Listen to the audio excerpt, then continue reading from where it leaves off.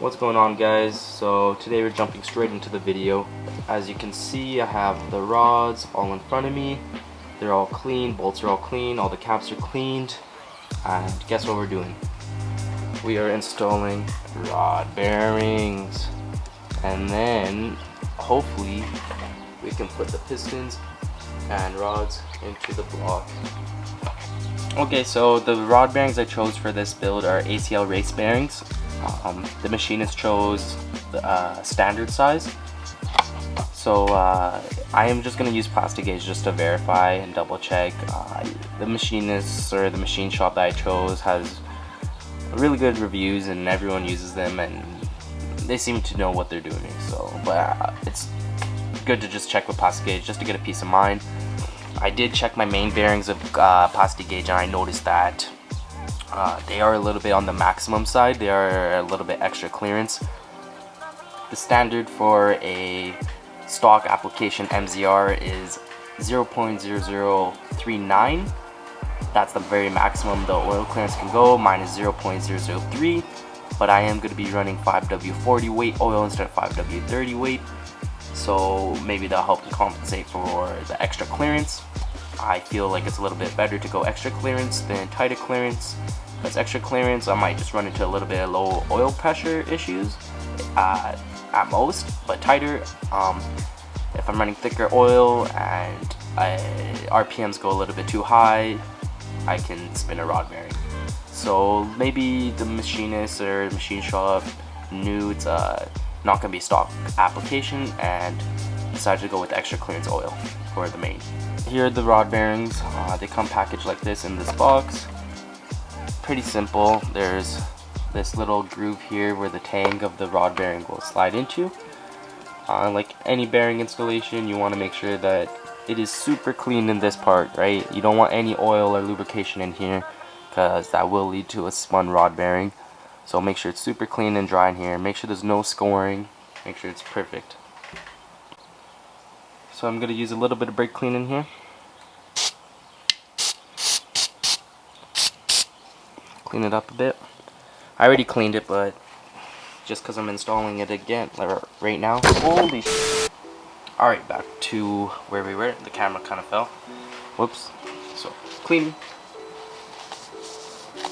I'll split it again with some brake clean. These lint-free towels. I'm using a shop towel. I'm trying to make sure I'm not tearing it or not getting any lint anyway. So there is that. So here's one of the rod bearings that we'll use.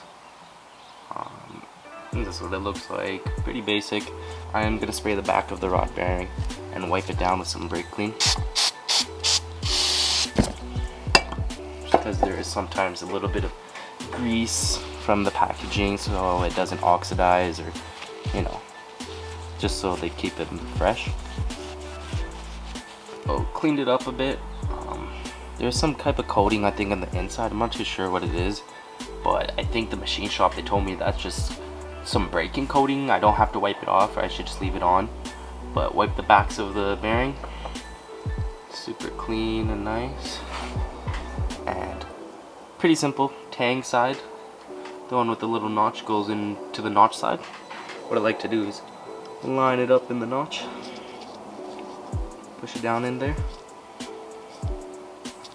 And push the bearing in. Easy as that. Bearing's in now. Make sure it's seated. Push it in. Make sure the sides are all leveled out flat. And that's for the rod end. Alright, so this is the cap end. Same thing as we did to the top. Brake clean, brake clean, brake clean. Never can use too much brake clean. Get the inside all wiped out. I'm gonna use the air compressor real quickly.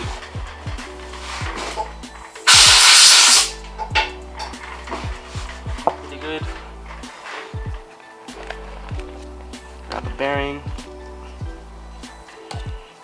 Clean the bearing.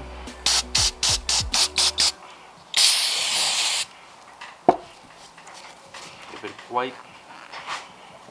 There it is.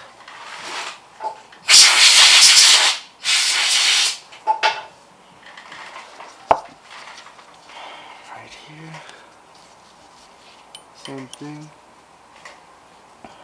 Tang side there, the notch side there. Hold it in.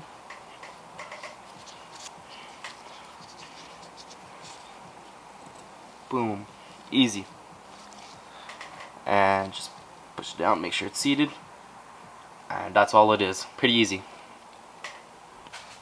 I installed all pistons. I only have this one that is left to install, and this is the 4th piston.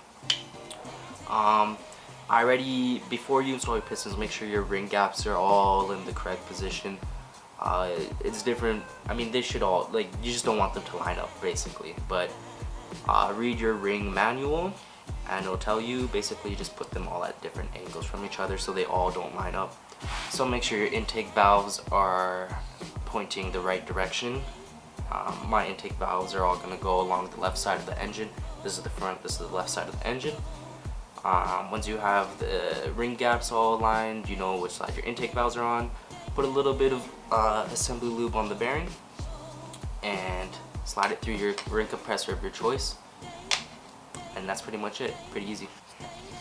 So you put it through your compressor, push it in a bit until the skirts pop out. When the skirts pop out, then that way you can use it as an alignment and align it in there. So I gotta put some lubricant on there, or some assembly lube. So just put a little.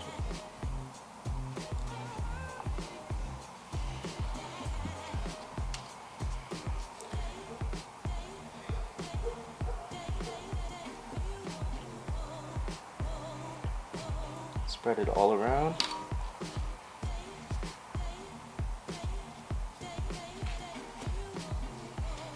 Perfect. Intake valves go on the right side.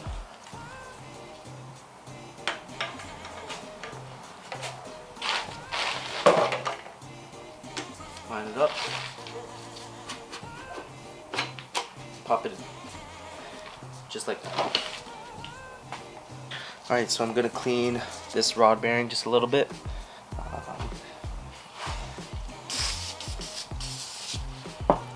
Wipe it down just a little bit and give it some compressed air.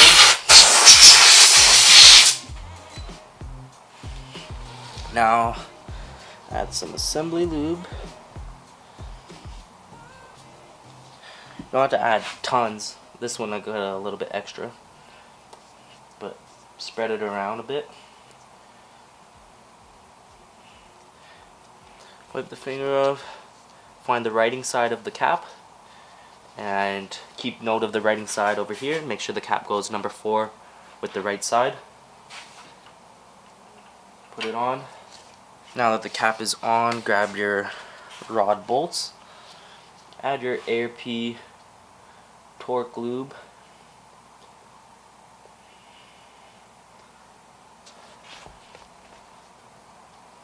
Spread it around. Insert the bolt. Now we kind of want to seat these because the caps aren't pushed into the they're not pushed into the other end of the rod, so finger tighten bolt all of them.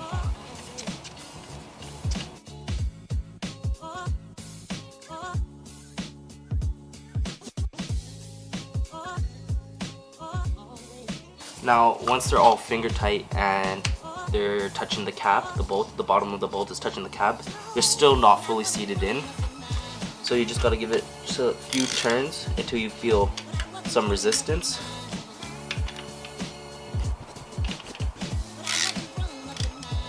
Just a little bit of resistance. You don't wanna yank on it, right? Just as soon as you feel resistance.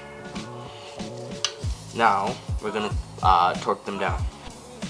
Alright, so same thing as we did when we measured bolt stretch. We're going to torque them all down to 30 foot-pounds.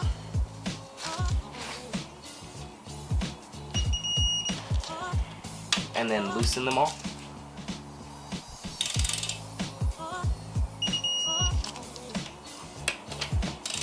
Just so you can settle in the torque loop. Get the lube settled in. Break them all.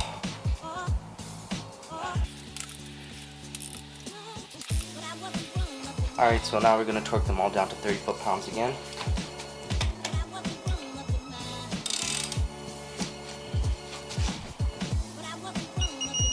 And make sure when you're torquing down bolts, you're not doing it in a sloppy motion. You want to do this kind of slow and in a smooth motion.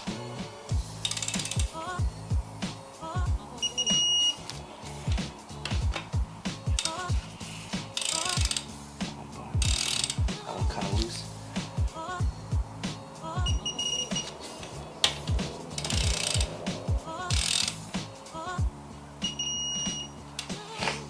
Awesome, they're all at 30 foot-pounds. Now let's go to 55 because that's where we know the right stretch is for these bolts.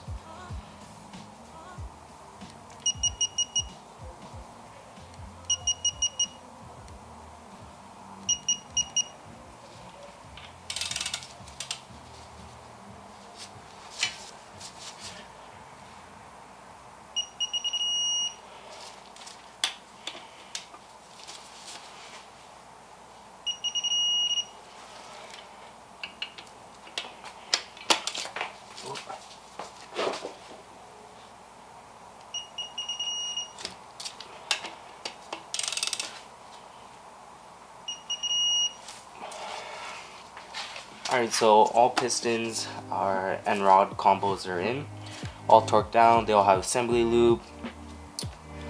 I think the bottom end is complete, besides a few add-ons, right? Oil pump and a few other things, but the main part of the engine build is over. Let's try to turn it over and see how it is. Let's crank it, turn it over and see how it feels.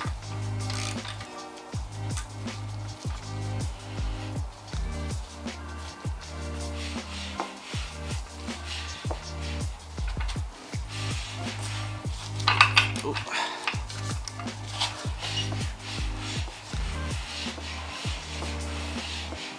Feels pretty good.